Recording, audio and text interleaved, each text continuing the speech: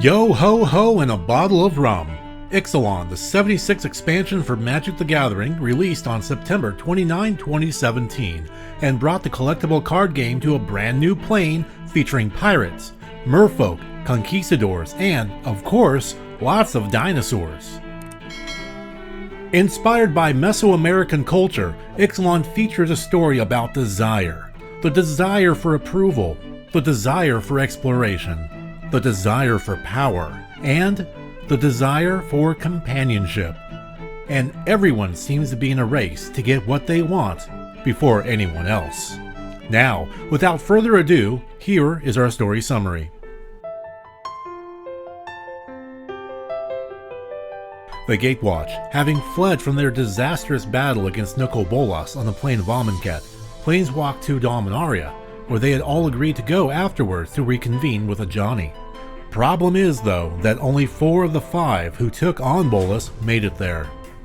Jace, whom, in a jerk self-defense reaction against Bolas, erased his own mind and, instead, traveled to an unknown plane.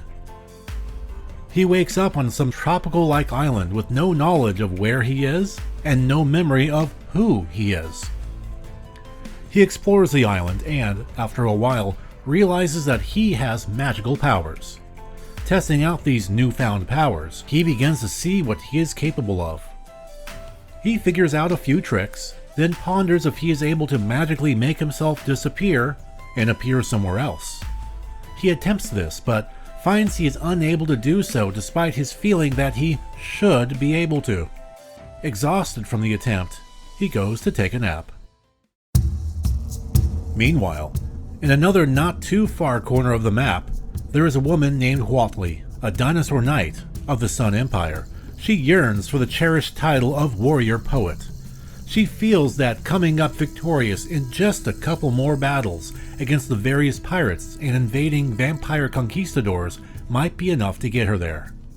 As luck would have it, a battle would find her as a pirate crew led by a minotaur named Angrath came onto the scene. Angrath is a planeswalker who appeared in Ixalan while exploring the multiverse, only to find that he is unable to leave no matter what he tries. He believes that the key to allowing him to depart is a fabled artifact known as the Immortal Sun, and that it lies in the Golden City of Orazga. The Minotaur demands to Huatli that she tell him everything she knows about Orazga and the legendary artifact housed there. The Dinosaur Knight refuses to say anything about it at all, which enrages Angrath. He fights her to within an inch of her life. That's when Huatli's Planeswalker Spark ignites, transporting her to safety on the plane of Kaladesh, now known as Avishkar, whereupon she views a city seemingly made out of gold, before being forced back to Ixalan through powers not of her own. Not understanding what had just happened, the Dinosaur Knight thinks she had had a vision. A vision, in her mind, of the Golden City of Orazga. With the momentary blinking of Huatli from and back to Ixalan, Angrath realizes that she is a planeswalker, much like him. Seeing the Minotaur distracted, Huatli flees and heads back to her home base and decides to inform the Emperor of the Sun Empire of her supposed vision. Intrigued by her tale, he gives her his blessing to go out and find Orazga, and, if she does, she would be granted the title of warrior poet in return. Back on the blasted island, Jace is awakened by voices. While he slept, a ship had come upon the island and a band of pirates had made shore. One such pirate is talking to him, stirring him awake. It's someone, it seems, who knows him, though he, through his self-inflicted amnesia, doesn't realize that it's Vraska, a Gorgon planeswalker from Ravnica. Vraska, it turns out, is on Ixalan at the behest of Bolas, whom had hired her to locate a centuries-old artifact known as the Immortal Sun with the help of an enchanted compass he gave her as a tool.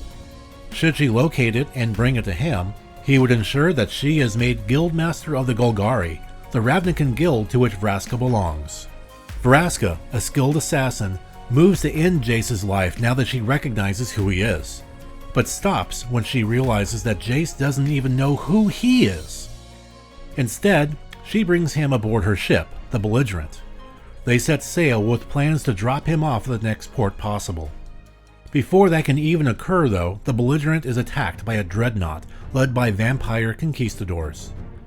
Jace, through talents he doesn't currently understand, forms illusions to distract the attackers as Vraska turns the opposing crew to stone. Jace, upon witnessing the petrifications firsthand, tells Vraska he thinks her ability is rather nifty.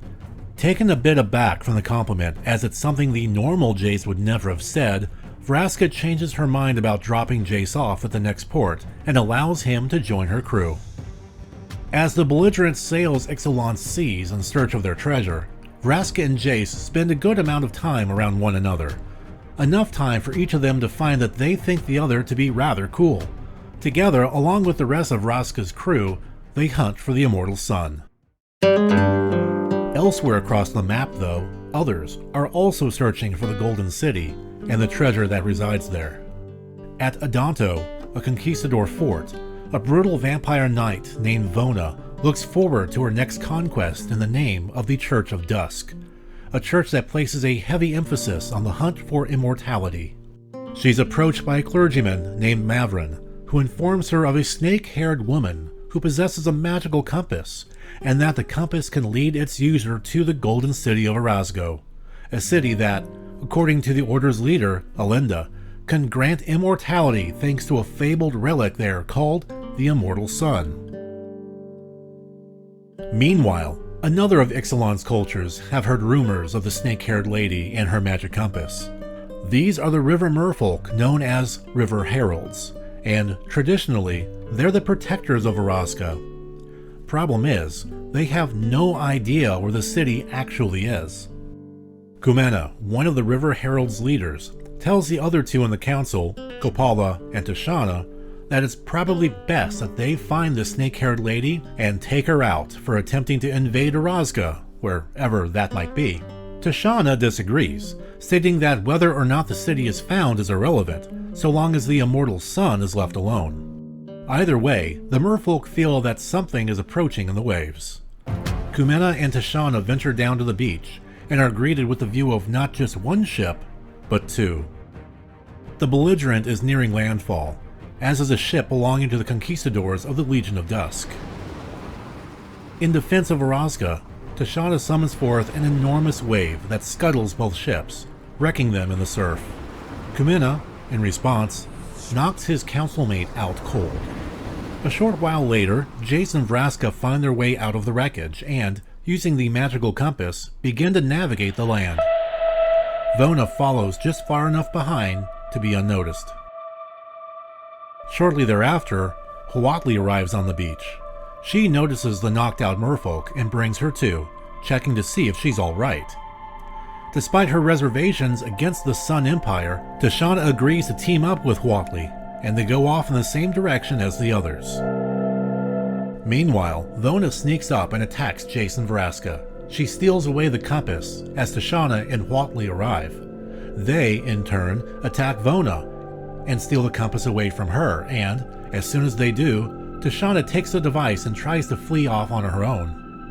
At this point, Jace and Vraska had gotten back up and chased after the merfolk, tackling her and taking the compass back for themselves. That's when Angrath arrives and confronts Huatli to speak about being a planeswalker, despite Huatli not wanting to talk about it because A, she doesn't know what he's talking about, and B, the compass, gosh darn it. Through the distraction, Vraska and Jace are able to get away and follow the compass until they can see golden spires peeking out through the forest canopy.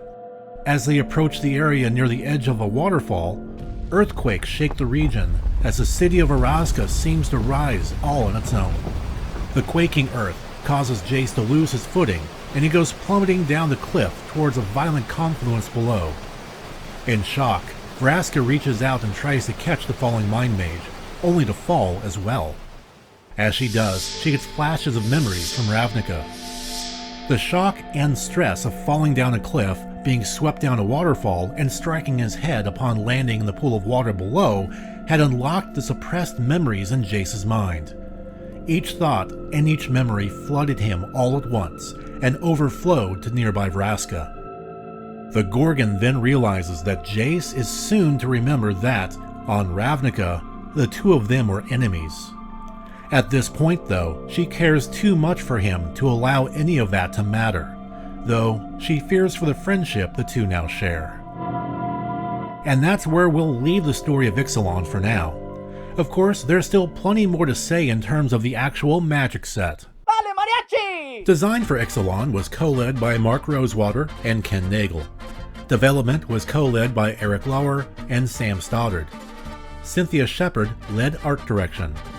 The 279-card set, plus 10 cards exclusive to the set's Planeswalker decks, was available in traditional booster packs, a bundle, a booster battle pack containing two 30-card 2017 welcome decks, along with a pair of Ixalan booster packs, and a deck builder's toolkit designed to assist newer players with deck construction.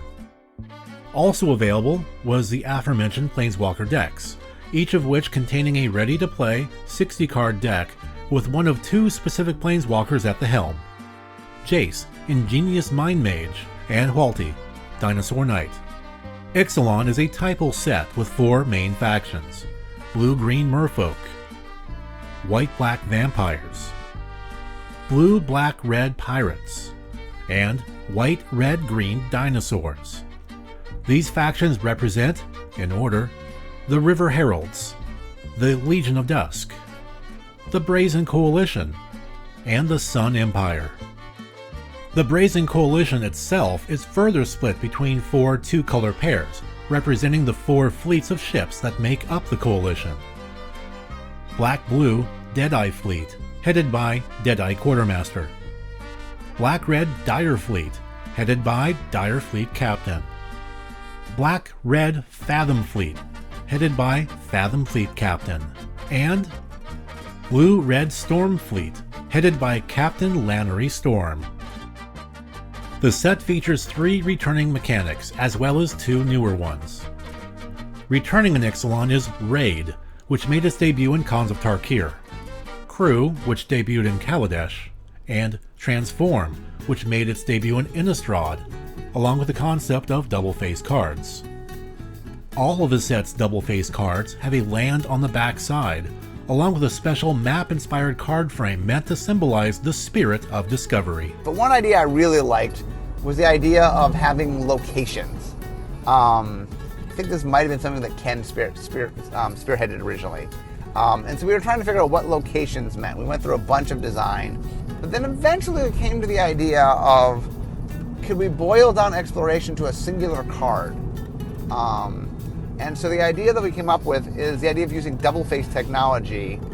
What if the front of the card represented some means by which you found things?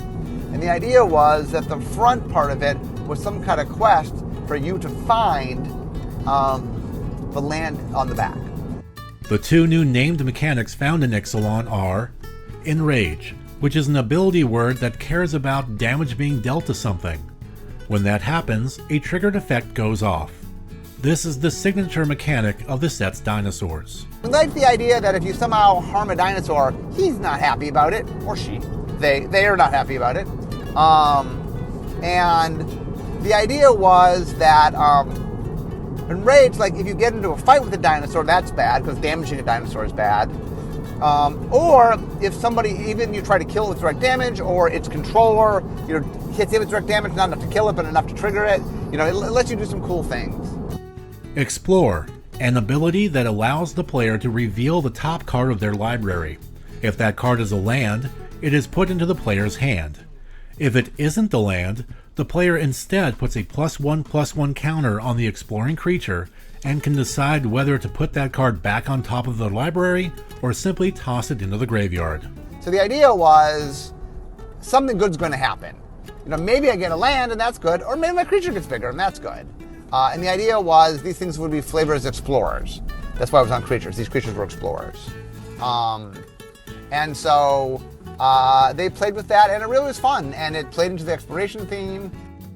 Ixalan also introduced the now popular and prolific treasure artifact subtype, and marked the return of vehicles to Magic for the first time since Aether Revolt, this time in the form of sailing ships. With the release of Ixalan also came a rule change. Starting with the set, all Planeswalker cards gained the legendary subtype. This includes previously printed Planeswalkers which receive the subtype via an errata. As such, they become subject to the game's Legend rule, supplanting the Planeswalker Uniqueness rule, which was immediately removed from the game. This allowed players, for example, to have multiple Jace Planeswalkers in play at one time, so long as they all had different card names. In terms of card cycles, Ixalan has just a couple worth mentioning. Legendary transform cards at rare, each of which can flip into a powerful legendary land once a specific condition is met. And Keepers at common. These cards each have an activated ability that costs 8 mana, 7 generic plus 1 of that card's color, along with sacrificing that creature. They can be a good mana sink later in the game, especially in limited play. The set also has a cycle of 4 cards, one for each of Ixalan's factions. They're all at Mythic Rare. Kashath, Sons of Avatar, for the Sun Empire. Tishana, Voice of Thunder, for the River Heralds. Admiral Beckett Brass, for the Brazen Coalition. And Vona, Butcher of Magan, for the Legion of Dusk. In terms of notable single cards that can be found in the set, there are a handful, starting with Arcane Adaptation, an enchantment that makes not just all creatures you control, but also all creature spells and creature cards you own that are not on the battlefield the same creature type. Colossal Dreadmaw, the best creature ever printed in Magic. No, I'm just kidding. In all honesty, the card is kind of a meme due to it being printed in 3 consecutive sets: Ixalan, Rivals of Ixalan, and the following core set. Field of Ruin, a popular land destruction card that supplanted Ghost Quarter as the go-to land hoser in Standard, Modern, and Pioneer. Hostage Taker, a card that had to be errated after printing but before release, as it created an infinite loop as printed. All future printings of the card would feature the errated text, specifying that the card must exile another target creature or artifact rather than counting itself as a possible target as per its original wording. Rampaging Ferocidon, a popular card in the era's Red Deck wins Standard decks. It was banned from Standard alongside Ramanut Ruins as a means to weaken the very popular and powerful deck. Revel in Riches, an alternate win card that cares about the number of treasure tokens you control.